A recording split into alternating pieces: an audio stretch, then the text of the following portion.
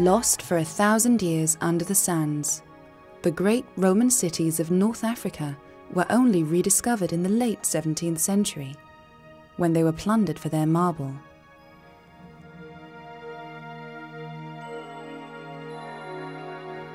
Columns from these cities now support other buildings as far away as Paris and London. But since the Italian archaeologists began properly excavating the sites at the beginning of the 20th century, what has been revealed is a beautiful complex of temples, inscriptions, and statues, giving a fascinating insight into the life of its citizens.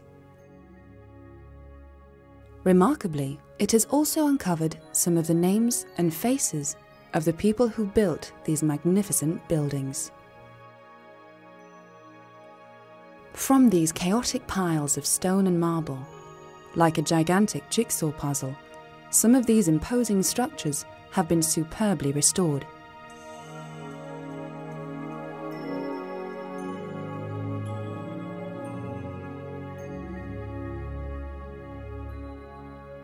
But when the Roman Empire broke up, the local people had to build defensive forts which tell a different story.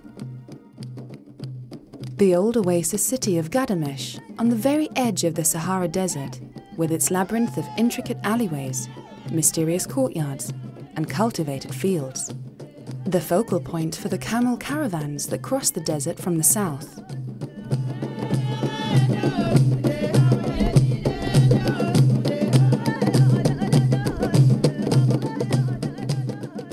Stretching across the country, each community built its stronghold.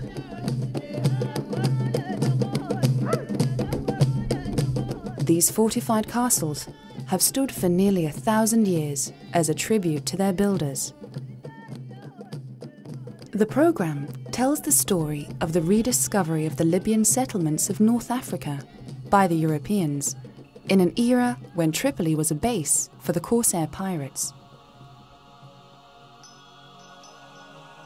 How the ancient cities were originally built by the Phoenicians, and how the discovery of a Punic burial ground in Tripoli leads to a magnificently decorated tomb.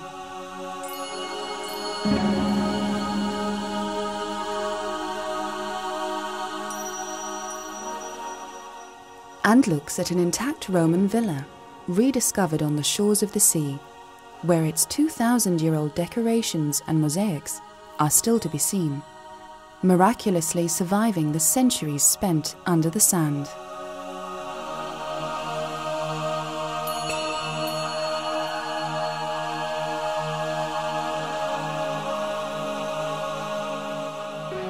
The Arabic invasion of the 7th century brought a new culture to North Africa, where the earliest of mosques, today, sits side by side with the remains of the Roman Empire.